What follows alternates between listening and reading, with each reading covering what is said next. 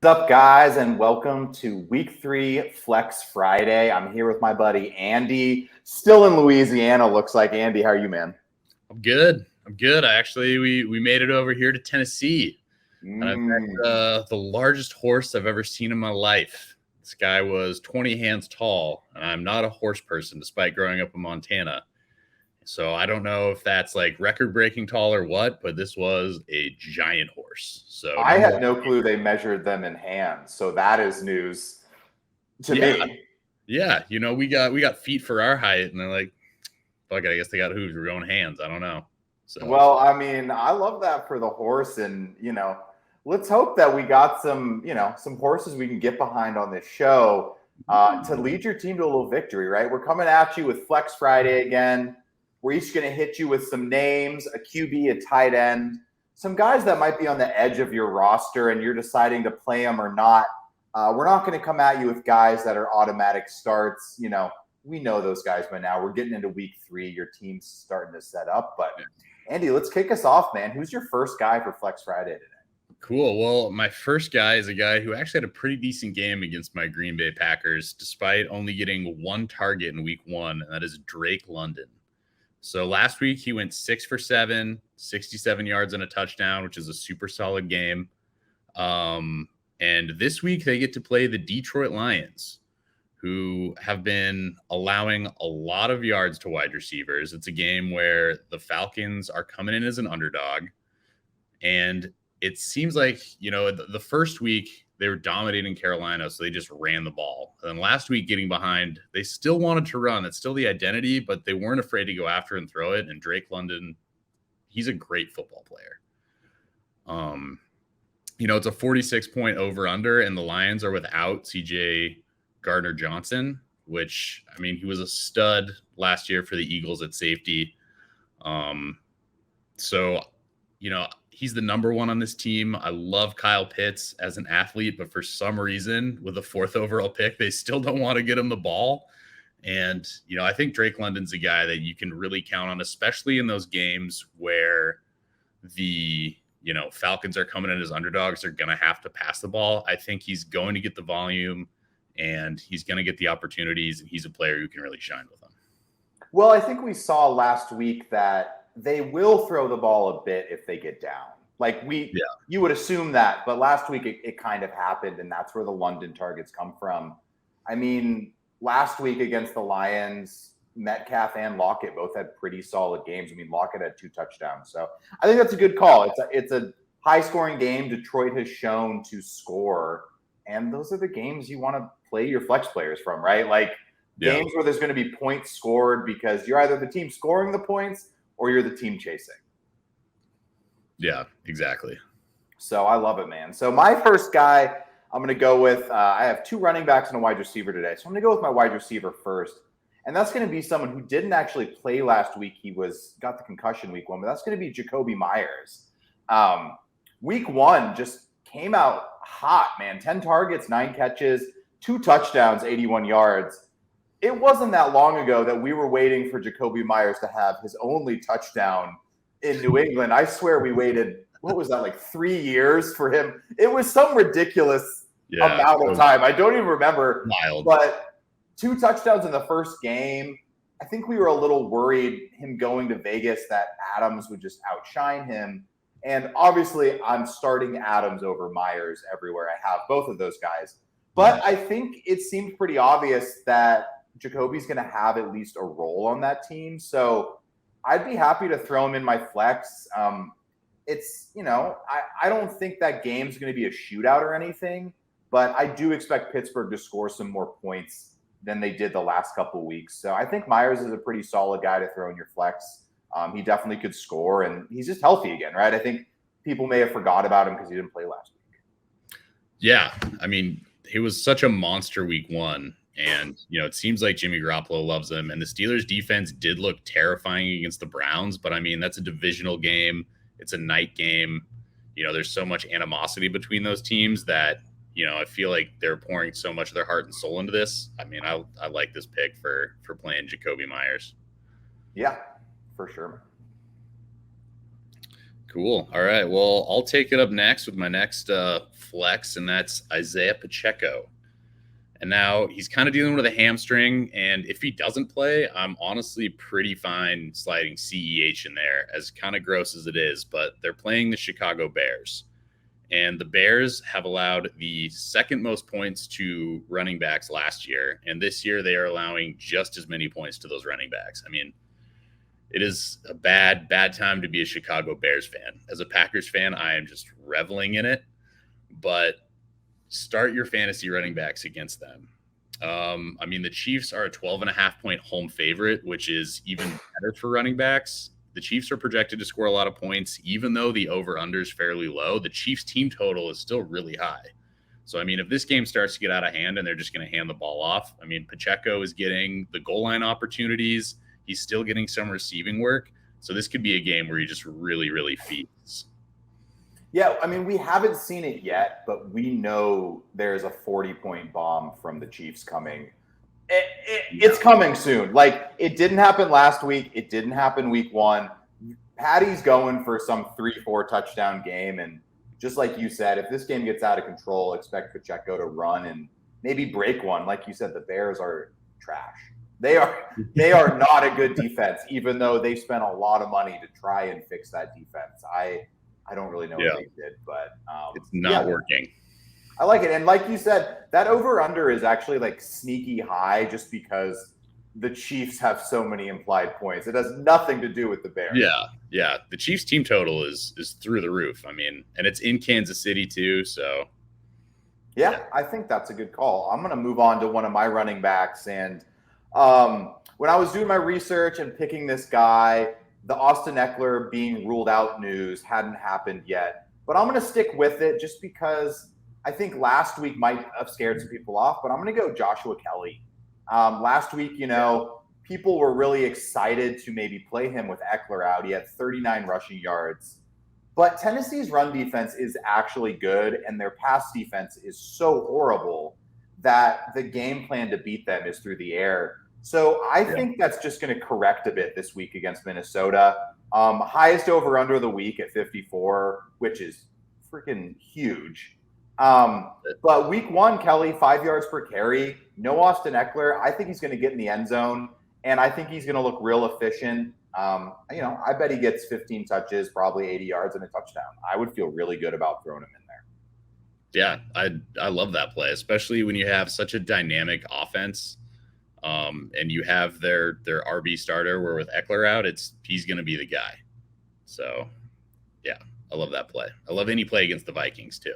At this point, I feel like the Vikings game is just the play everyone against them. They are so bad that at defense, and then they score enough points that it's great for fantasy. Like, their offense is good and their defense is so bad that they're just shootouts. Yeah, I mean, Kirk Cousins is on an absolute insane pace for passing attempts and passing yardage where, they're going to, be scoring in this game, and highest over under, I mean, is right there. I love it. All right. Well, my next guy, I got Zay Flowers, who he only had 5 targets last week, despite absolutely blowing up in week 1. And this is almost a guy who is coming out of flex consideration. And, in a couple of weeks, we probably won't even be able to talk about him because he's just going to be a starting wide receiver. But don't be scared off by last week, especially with the news that OBJ is not going to play this week. Zay Flowers is electric. He is, the wide receiver 1 on this team, I think right now in terms of talent, and will only get better as the season goes on and he gets more and more used to the NFL. And the Colts defense is not the same pass defense and solid defense that it has been in some years past. I mean, so far this year, they've allowed the second most points to the wide receiver position, and it's still a small sample size, but missing Stephon Gilmore this year and going to another team, I think there's going to be a lot of opportunities for the passing game to exploit this defense.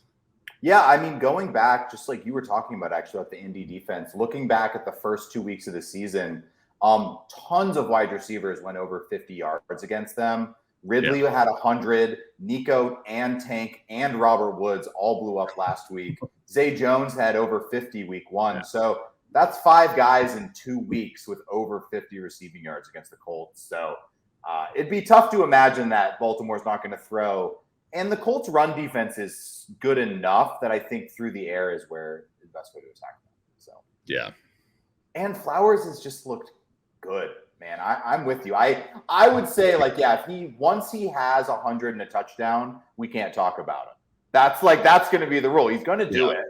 And then it's going to be like, well, dude, don't tell me to play Flowers. Like, of course. Obviously, I'm playing Flowers. I'm playing Flowers. Yeah, I'm trying to decide between Robert Woods and Zay Jones here, man. Yeah. Like, if I had Flowers, I'm not watching the show. I'm good. Yeah. So, I like it. I'm going to move on to someone here that is a little more on that edge. I'm going to go back to the Vegas-Pittsburgh night game, and that's going to be Jaylen Warren.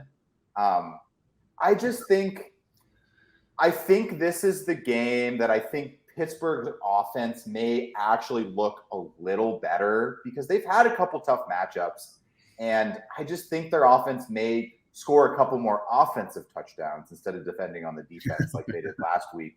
But Warren just looked good last week, even against the Niners, man. Like, I know it's hip to hate on Najee Harris, but it's so hard to watch that game and not think that Jaylen Warren at least looks explosive. Like, even if you don't think about Najee at all, Jaylen Warren looks like a very good player.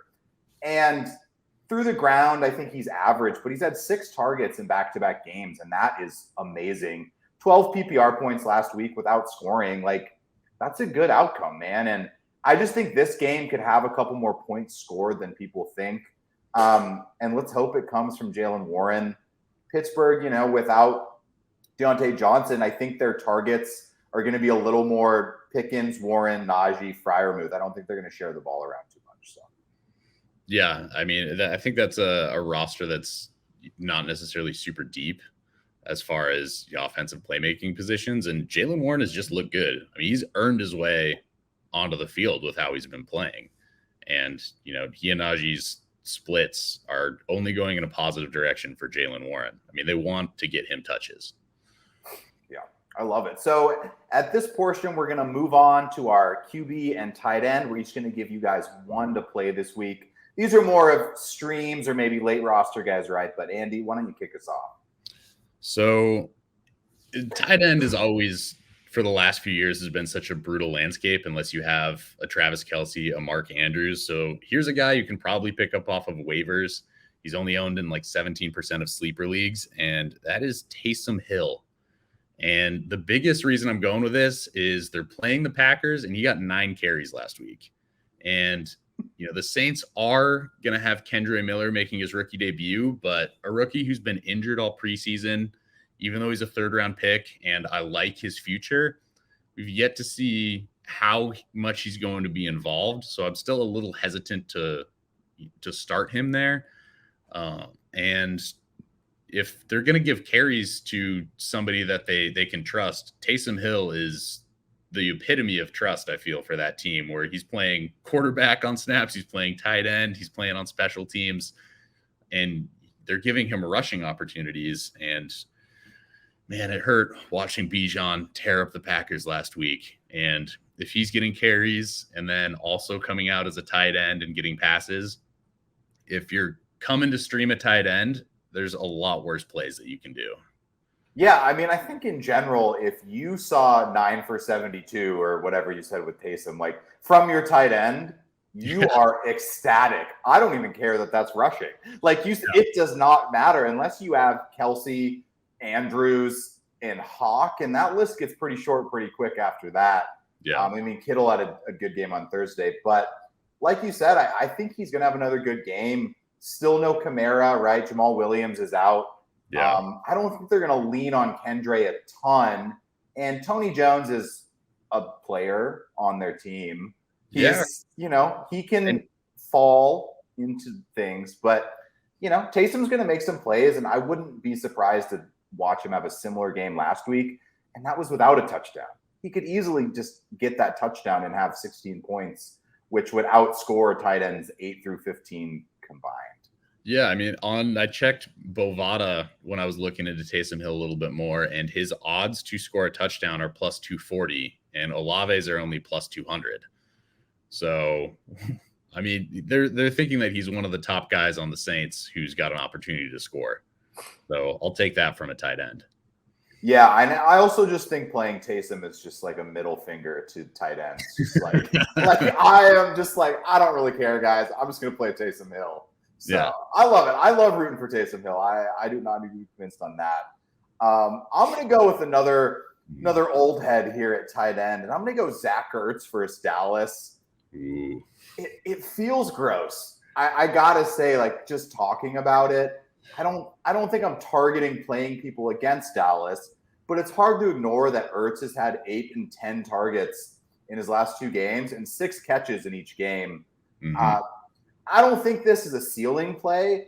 I just think if you turn that game on, Zach Ertz is going to be targeted, and that's something you can't say about most tight ends.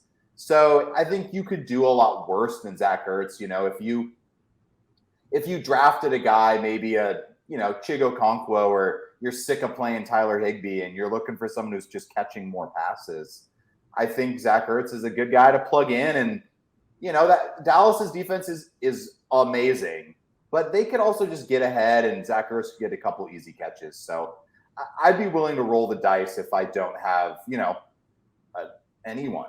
So garbage time counts just as much as regular time counts. And any tight end who's getting that many targets is worth a spot if you don't have one of those top guys.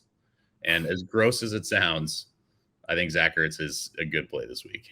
He's kind of just like I don't know, man. Some people like Zach Ertz, like these last couple years, he's really just like cockroaching his way along. It's like people want him to just disappear and Trey McBride to like become something. And Zach Ertz is just like, no, I'll take 10 targets. Like, I'm good.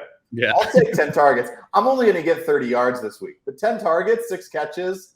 I love it. So he's like me in flag football, man. Just open. Like an old Zach Ertz, man. That was an old Zach Ertz, yeah. It's the epitome of the bank shot and rec ball at the gym. Just from the corner, just same amount of points. 2 points, man. Points is points. So let's move on to QB, and we're each going to give you a QB to play. QB, more of a streaming question. These are guys that might be available instead of guys that are just, on your team already. Yeah, and my guy he's feeling dangerous for a night game, and that is Baker Mayfield. I mean, the Eagles defense this year does not look like the same Eagles defense from last year, especially against the pass. They are currently allowing the most fantasy points to opposing quarterbacks. I think they're hurting from the loss of some of their secondary to free agency and to other teams. And, Baker, he's quarterback 14 on the year, but last week he threw for 317 yards, just had the 1 touchdown. He's got great weapons, and the Eagles are a great offense. That game against Minnesota was so much fun to watch. And this is a game where they are slight underdogs, but they're playing at home. It's a night game. They're going to be hyped for it. And, Baker is currently tied for 6th in passes over 20 yards downfield this season. It's a super small sample size with only 2 games, but when you have Mike Evans on your team, you shouldn't be afraid to just huck it downfield, especially against a secondary that has been vastly underperforming to expectations. So yeah, I mean, he has great weapons. Like we were afraid that he was going to ruin these weapons about 3 weeks ago before the season. Mm-hmm. And I think he's shown at least that he's going to be good enough, and he's going to at least chuck a couple balls up to Mike Evans and target Godwin. I actually almost went, and I still think if you're in a deeper league, I'm not going to play him in a 12 team, but I don't think Cade Otton is a terrible flyer at tight end either. Just like you said, like they're going to be throwing the ball. Philly has allowed some, Hunter Henry had a great game against him week 1. Like I think that's somewhere you could definitely target them if you're going to try to stay away from Slay, who's really the guy on their defense that you should be worried about. Yeah, that's funny. I almost went Cade Otton too. He's 6 for 6 last game, and he was in on 97% of snaps, both week 1 and week 2. So, yeah, I would throw in Baker Mayfield. And granted, he's played against the Bears and the Vikings, which are 2 pretty terrible defenses, but this Philly defense has not looked good either. So I am not above the Monday night tiebreaker too, man. I will say my entire fantasy career, there's something about having a guy on Monday night that I will bump 5 ranking spots up. Just like, oh, that guy, you're like, oh, I don't know. Like, should I play Rashid Shaheed or Mike Evans? But Shaheed plays on Monday.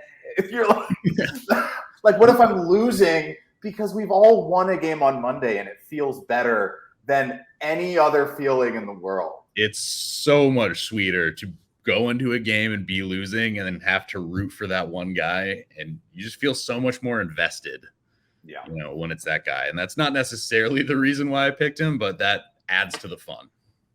So I'm going to go with my QB here. And this is one, I guess I'm just going with some gross picks, like looking through my picks here. They don't sound great, but I think the logic is here. And I'm going to go with Russell Wilson. Unlimited. At Miami, 40-point over-under. Russ, 26 fantasy points last week. That's the most fantasy points he's had since week 4 last year. I wouldn't say Russ is cooking, but I think he's at least figured out how to use the microwave. So he might be sous chefing back like there. He's doing something, right? He unwrapped the frozen pizza and put it in, and then he hasn't figured out how to take it out yet. But, same thing, high over under. I think Russ looks better than last year. I don't think he's all the way there. And what I did like last week with Russ is it looked like there were a couple planned runs, and he scrambled better than he had basically most of last season, which really can just, hold his fantasy floor up, which is the old Russell Wilson we used to see, right? He would get 30, 40 yards every game scrambling, and that's what we liked about him. I understand he hit the Hail Mary. That definitely propped his game up last week. But, I think you could do worse than Russell this week at Miami against that Miami offense that has been very, very good. So they're going to be trailing or they're going to have to keep up. And I think that's a pattern with a lot of QB streamers we're going with is pick the guy that's the underdog, and they're either going to go down by a bunch and have to score, or they're going to have to go score for score, which is just as valuable. Yeah, and especially coming off, an actual good game, it feels a lot better to play Russell. And we are currently playing each other in one of our Dynasty leagues that we're in together. And I have the choice between starting Russell Wilson and Jordan Love. And I think you just convinced me to start Russell Wilson against you. So thank you for that advice. And I wish you the best of luck on that selection now. So big brain. I'm tanking. Big brain. big brain. That's the only reason I picked this. I was like, I looked at your lineup and I was like, don't start Jordan Love in New Orleans. Like, I won last week in one tanking league and I don't want to do it again. So I better make sure Andy sets his lineup. So I love it, man. What is your game to target? Which is just something we've been going over, right? For anyone watching, we're just picking a game where we think a lot of fantasy weapons may be coming from this week. Yeah. And, always look for the over-unders is a great way to start. And there's only one game over 50. That's an auto start there, but I'm going with the Bucks and the Eagles. Going back to Baker Mayfield, this Eagles defense isn't as scary as they were. It's a night game. It's going to be fun. And you're already going to be starting your Eagles. You're going to be starting Devonta Smith. You're going to be starting A.J. Brown, Jalen Hurts. I think Dallas Goedert, this could be a good game for him to come back in. What DeAndre Swift did last week was so impressive. But, on the Bucs side, like we already talked about, Kate Otten, I think he's reasonable to throw in there. I'm happy to start Godwin, Evans, Baker, and let's see, Rachaad White was 5 for 5 on receptions last week. He hasn't had the most points this year by far, but I think this is a game where he could get going, and both offenses are going to be on the up and up, and I am looking to bet the over on this one as well. I'm with you. I tried to get away from Rachaad White in a league, and I just can't do it because there is not enough running backs going around to feel good. And I think you're right. I think you nailed it. If he can get those receptions, I think his floor will be there, that he's a good play. And obviously all the wide receiver weapons in that game, I think it's a good choice. I think he could be sneaky high scoring if the Bucs can keep up, for sure. Mm-hmm. So I'm going to go with one that's a little under the radar, I'd say over under wise. It's only at 44. So I guess this is also I might pop on and bet the over because I think this this could be high scoring, and that's going to be Houston at Jacksonville. Just last week, Indy Texans, that game, 51-point total. Yeah. And I don't think either of those offenses is something that I would say is amazing. I just think the combination of this game, Jacksonville coming off that rough loss to the Chiefs last week where their offense was just terrible. They scored like, what was it, like 8-10 points or something? Yeah. I just think they're going to come out. I think this is, it's a crook argument, but I think they're going to come out. I think they're going to score some points. And just like last week, I think Houston's going to get down. And Stroud looks like the best rookie passer for sure right now. Anthony Richardson has looked really good, but I think Stroud looks pretty good as a passer. And I think he's learning to use some of his wide receivers, Nico Collins, Tank Dell both looked good last week. Robert Woods looks old, but he is doing his job. He's getting the job done. He's doing his job. And I just think it could be one of those things where it could be, like 21, 23, 7 Jags. And then slowly but surely you look in the fourth quarter and the Texans are up to 20. And all of a sudden you're like, wow, they scored like 48 points this game. Like, okay. And I just think both of those are going to work. So that's the game I'm going to target. It's a little below the radar, sneaky. And like you said, no one needs to know it. The highest over under, we all know that's a good game. No one needs to be told to play Chargers against Minnesota. Yeah, that's going to be fun to watch. Like, I'm going to watch that game because of all the points that are going to be scored. Yeah, no, I like that pick a lot. And I'm really hoping to get some Zay Jones redemption. He was one of my picks last week and went 0 for 6 and had 2 end zone targets where he got 1 foot in and couldn't get that second foot down on 2 separate drives. And we were so close to a big game. And yeah, I think the Texans offense looks sneakily better than what you would expect, and definitely better than what they were last year. Well, I don't want to burst your bubble here, Andy, but Zay Jones ruled out for week 3. So you might as well just quit. You might as well just quit now. I guess they had some sort of knee sprain or something they were talking about. Well, Christian Kirk then. I mean, he was the guy last week who was getting all the love. And I felt great about it. I was on the Christian Kirk play last week. Yeah. I was like, I thought he was going to get the bounce back, and I think that offense is just going to score points. But yeah. Well, hey, thanks you guys for joining us. This one was fun. This was a weird week. I felt looking at some of these guys. I was going down my personal ranks, and I got pretty far, and I was like, I feel like these are pretty obvious. Like, I felt the first 20 at most positions. Like, I was like, yeah, like, should I play Jerome Ford? Could I pick him? It's like, dude, I think you're playing Jerome Ford. Like, I don't think you have a choice. Kyron Williams, Jerome Ford, like all these guys, you're playing because you probably spent a ton of fab on them or first waiver wire, and you don't have a better option at this point. Yeah. No, I totally agree. I'm starting Kyron Williams in a league. I'm starting Jerome Ford in a league where I got him. So yeah, if you spend that money, you got to put them to the test. So. Gotcha. So yeah, thank you guys for joining. Check me out on Twitter. Hit up Andy too. I think his is like at Andy Nikkola. Just look his name up. There can't be that many Andy Nikkolas. Andrew Nikkola, but Andrew Nikkola. There we go. You're going professional. You love it. That is more professional. I don't even have my name on here, man. But yeah, thank you guys for joining, and we'll catch you next week for a little Frex Friday.